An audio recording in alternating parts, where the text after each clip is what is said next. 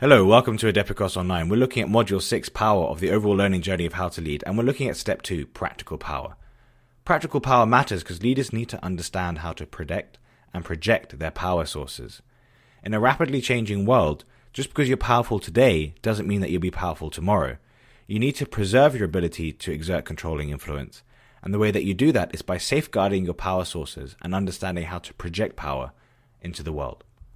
A practical example of this is thinking about a coach of a football team. The coach needs to make sure that they protect their sources of power so that they can continue to exert an effective controlling influence over the team and make sure that it achieves its goals. If the coach is undermined too much, then they won't be able to exert that controlling influence anymore and won't be able to guide the team effectively. At the same time, the coach must also build his capacity to project power into the world. Power only grows when it's used. And so the coach needs to use his power effectively in order to grow the overall capability of the team. In thinking about power, Margaret Thatcher tells us that power is like being a lady. If you have to tell people that you are, you aren't. And what she means by that is that the powerful don't walk around telling everyone else that they're extremely powerful. The power naturally radiates from them. And what that means is that the power comes from who you are and the way that you behave. People running around telling everyone else that they're extremely powerful are typically people who are blustering and trying to impress, rather than people who actually are in real control of the situation. And that's where we take us to the second quote of Aristotle, where he says, "He who has overcome his fears will truly be free." And this takes us to the very heart of what power is about, because power is the ability to exert controlling influence, and when we're in control, we're not afraid. And so what we're trying to say here is that to be a leader who has power is also to be a leader who tries to free himself or herself from their fears in order to become free. So the point that I'd like you to take away from that quote is that you must be working in your own personal development to build on your confidence and work to overcome the fears that limit you in order to properly empower yourself to go out there and be the leader that you want to become. And then finally, this quote by Dostoevsky: "Power is given only to those who dare to lower themselves and pick it up. Only one thing matters. One thing, to be able to dare." And what he means by this is that it is that courage, that willingness, that desire, that will to power that we talked about in the last module from Nietzsche, that is at the essence of becoming a powerful leader. And you need to dare yourself to have the courage to go out there and seize power and use that power for good. The British Empire was built on the use of power. In front of you is the map that describes all the territories that were owned at some points by the British Empire, making it the world's largest empire in terms of territory and also the number of people that the empire controlled. And what we need to recognize here is that the British built this empire through a variety of what's called hard and soft power. And we're going to touch on those concepts in a minute. But what we need to recognize even more profoundly is this: how did a relatively small, cold, wet island that sits between the Atlantic and the North Sea come to become a global superpower? It's not like they had more land than other people. They didn't have a greater population. Though they were advanced technologically, they weren't so far advanced that other countries couldn't compete with them. But the British found a way to combine all these different concepts around power in order to build themselves a great empire. And that's what can happen when you're practical about power. You need to understand how to protect your power sources and also project your power sources. Because the hard power sources and their ability to project power came from the British Navy. The British Navy's rule of the seas guaranteed the flow of trade in the British Empire and therefore guaranteed the integrity of the British Empire. At the same time, the British knew how to protect their sources of powers. They used institutions and ideals and money and technology where appropriate to influence the overall situation and make sure that they remained in charge. And a good example of this is the British providing funds to the continental powers in the Napoleonic Wars. If Britain had not intervened in the continental wars, it would have been assured that France would have conquered Europe, and it would have been a very different timeline that we live in today. So I think this picture sums up very nicely a key concept to understand in the modern 21st century when we talk about power, which is this: when you push people, they're going to push back. And so that's why if you try and use hard power, which is direct coercion, to force people to do what you want, they're always going to resist you. And if we just think about it clinically, what that requires is that you need to put more and more power into making someone do something when they resist you than if they want to do it themselves. And therefore, effective leaders are able to influence people to want to do what the leader wants them to do, and therefore they do it willingly rather than having to be forced how to do it. And in order to understand that, we need to look at the difference between hard and soft power. So what is crucial to understand here is that we remember that power is about exerting a controlling influence. And the question is, how do you exert that controlling influence?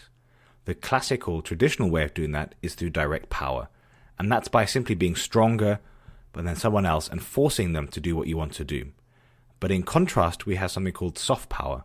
And particularly in the last 50 years, that's become extremely important as we recognize that by using hard power, people simply resist our efforts. And so we can see here that what we need to do as a leader is master the capabilities of both hard power and soft power. The great advantage of soft power is that it is indirect.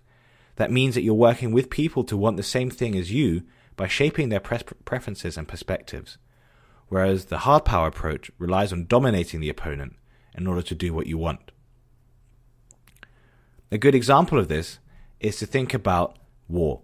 If we look at the US intervention in Afghanistan, they've won the hard power fight. The US military is far superior to anything that the Taliban and various other forces can put onto the battlefield.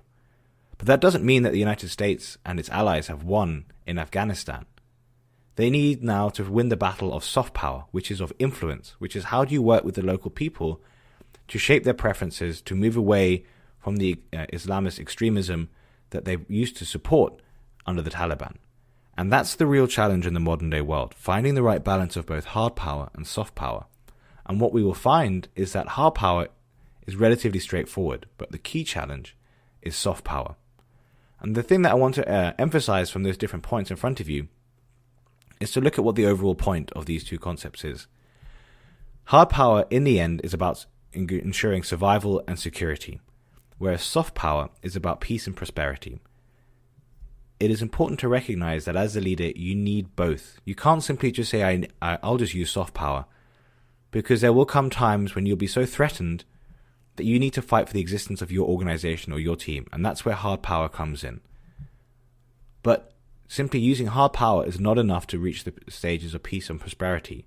That only comes when you build allies and you build alliances and you share worldviews with other people, and you're able to collaborate and cooperate in order to build a prosperous world. In a rapidly changing world, it's important to be able to protect your sources of power.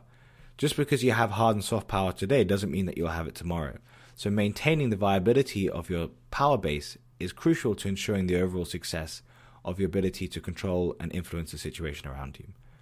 So how can you make sure you protect your power? So in front of you are 6 potential sources of power that enable leaders to become powerful.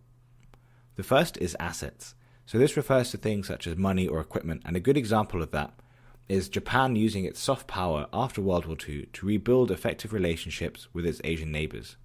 So Japan gave money and equipment and aid in order to enable its neighbors to positively develop themselves. One example is in the capital city of Cambodia, Phnom Penh. There's a bridge called Japanese Bridge, which was built using Japanese aid and equipment, and is a great symbol of the strategy of soft power, which has been used to great effect, and Japan has been able to repair a lot of its relationship with its neighbors, which had been negatively damaged during World War II. Another source of power is knowledge. Knowing things that other people don't know, or being the owner of a particular patent, can be crucial for enabling you to maintain your ability to influence the world around you. A good example of this is the electric lamp that was patented by Thomas Edison in 1880. By having the patent to what was essentially the light bulb, his company General Electric was able to build a commanding lead in the emerging field of electric lighting, and as a result was able to outcompete any other company. That positions of authority can also be in themselves a great source of power. For example, if you are the US president, then you are inherently in a powerful position, and you can use that power to be able to exert great influence on around you simply because you have the title of being the president. Fourth, principles. Sometimes moral principles can be a powerful source of motivation in order to give you the power that you need to exert a controlling influence on the world around you. A good example of this is Prime Minister Churchill, who was the leader of the United Kingdom in the time of World War II.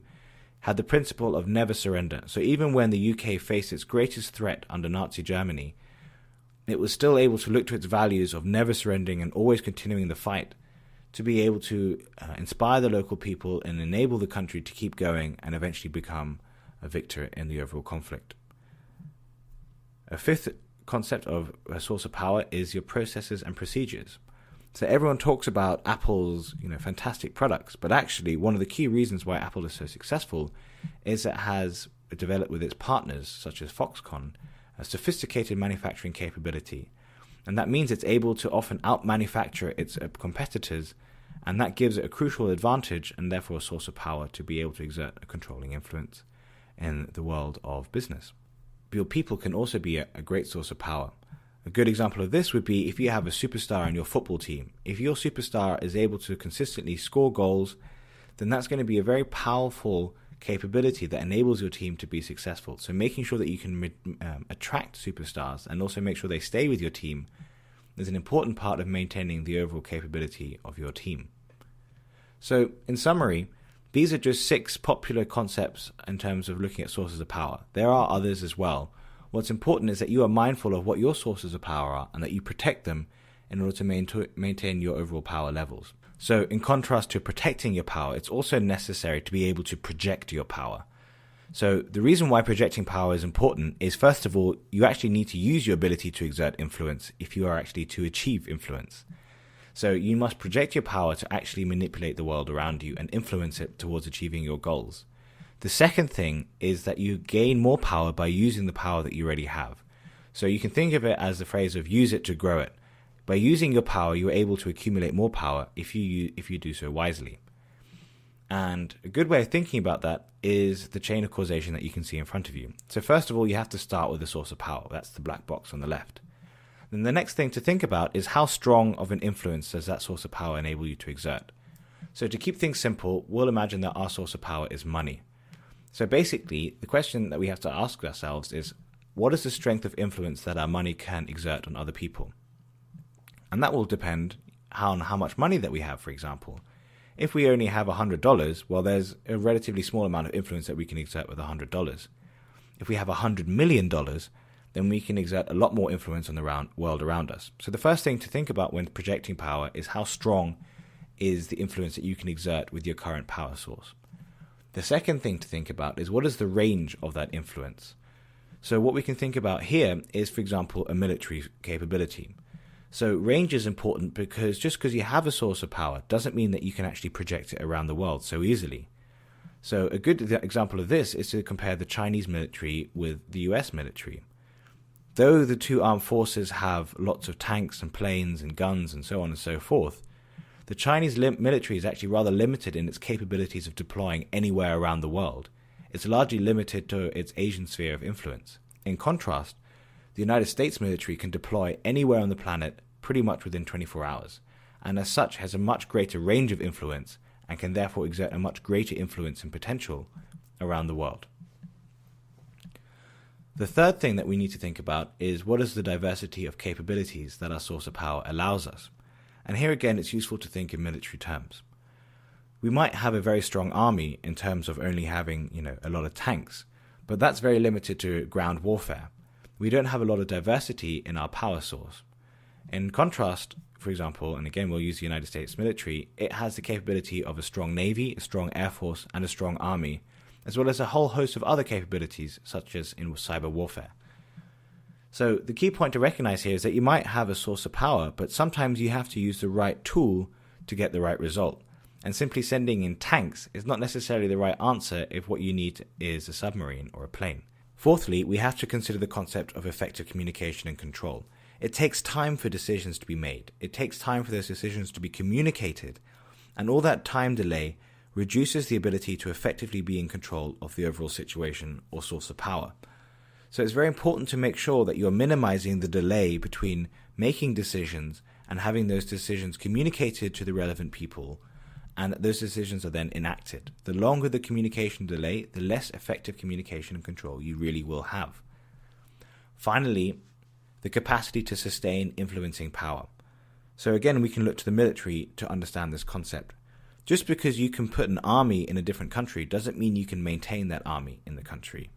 You need to make sure that those soldiers are paid. You need to make sure those soldiers are fed. You have to make sure those soldiers have sufficient petrol and ammunition to keep all their equipment running effectively.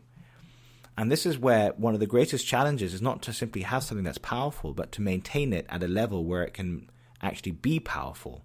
A great example of the importance of maintaining the capacity to sustain influencing power is the Vietnam War. In this war, the United States of America confronted communist Viet Cong forces in Vietnam and the surrounding Southeast Asia region. It's a war that America, in theory, should have won easily. It was the superior power. It had superior weaponry and technology, and its planes, ships, and troops and tanks far outclassed the Viet Cong warriors. And yet it ended up losing the conflict. Why is that? Well, there are many reasons for the Vietnam War and its outcome, but one of the important ones that's often underestimated is the political front. So this is a great example of the Viet Cong using soft power to achieve their goals. They recognize that one of the key things that affects America's troop deployment is the sentiment of its people. And once the American people started to resent the American involvement in the Vietnam War, and they wanted the American president to pull the troops out of Vietnam, then it was only a matter of time before that would actually come into effect. And so the political pressure and the political background of the Vietnam War is just as important as the actual battles that were fought in order to secure the overall outcome for the Viet Cong. And so what that recognizes is that the Americans had the capacity to sustain their military power in terms of they had the hard power capability to do it, but they didn't have the soft power capability of making sure that the American people continued to support the overall war. And as a result, their inability to maintain their soft power levels of political support resulted in the public turning against the Vietnam War, and it was an important reason for the overall loss for America in Vietnam. So we've considered the practicalities of protecting and projecting power, but it would be unwise not to consider the inherent dangers of power. And by dangers, I mean the way that power will affect you as a leader. It's important to recognize that power, first of all, will affect you as a leader. None of us are gods that are immune to the influence of power. And so rather than pretending it won't happen to us, it's important to simply recognize and be aware of the way in which power can influence us in a negative way. And I've listed 3 of the greatest challenges in front of you. Firstly, it's important to recognize that just because you can do something doesn't mean that you should do something. Power corrupts, and as the saying goes, ultimate power corrupts ultimately. And so it's important to recognize that you are able to draw boundaries in your own mind. In other words, you're able to be an ethical leader and limit how you will use your power in order to make sure that you don't transgress too greatly. Secondly, letting go of power is one of the greatest challenges, and that's never been more clear than the situation that we can see at the moment in the Middle East and in particular in Syria. Once you have the taste of power, you never really want to give it up because you always think, there's just a little bit more that I can do with this. And so we need to recognize and be conscious in our minds that as leaders, there will come a time when we need to let go of power. We need to pass it on to some other person or some other organization. So we need to prepare ourselves for this and make sure that we let go of power gracefully rather than ending in bloodshed and revolution. Finally, with great power comes great responsibility. Famously quoted in Spider-Man, but originally by Voltaire. And what this comes to mind is the recognition of the very essence of leadership itself. You're a leader because you've stood up and said you want to take responsibility for something. You want to make things better. And if you have that great responsibility, then you also have the great ability to exert influence as well. Use that wisely, because if you don't make sure that you're using that power wisely, then you have just as great a chance to commit great harm as you do to commit great good. As always, we end up with some practical advice on what we're discussing. So here's some practical advice on power. The first is that you need to believe in your capability to use power. Have the will to power in your heart and in your mind. If you don't believe that you have the power and the ability to exert change around you, then you don't have it. It's as simple as that. Power is not something that exists as a tangible asset. It's something that exists in your mind and the way that you use your power to engage the world around you. So make sure that you believe in yourself and the power that you have in order to actually become a powerful individual. Second of all, the reality is that control is 9/10 of the law. So what this means is that if you control the asset, you actually physically hold it in your hand, or you're the legal owner of whatever it is, then you are largely in control, regardless of what anyone else says. So make sure that you work as hard as possible to actually be the legitimate owner of the sources of power that you're discussing, and you'll be well on your way to securing your power base. Third, reputation and credibility are supreme. As a leader, much of your power and influence rest on your capability to have a positive reputation and that you're considered as a credible individual. Never run the risk of harming your reputation or harming your credibility, as so much of your ability to influence and work effectively with the people around you rests on your reputation. On the flip side, you should work to enhance your reputation, enhance your credibility, because by becoming someone who's well known and well regarded, your ability to influence others will increase dramatically, and thereby enable you to become a more powerful leader who is able to achieve greater goals. In summary, master the difference between hard and soft power. You need both. Hard power is vital for ensuring the existence and survival of your organization, but true prosperity only comes through the effective deployment of soft power. Don't be a naive leader. Protect your sources of power. Without them, your ability to exert controlling influence is dramatically inhibited. Conversely, owning great sources of power enables you to exert great influence on the world around you and achieve great things. Finally, be mindful of how you project your power. As we've discussed, power corrupts, absolute power corrupts absolutely, and you are not immune to this. You will face times when you are tested, and how you use your power, use it for good or for evil, for personal gain or for the support of your community. Try to build a similar product.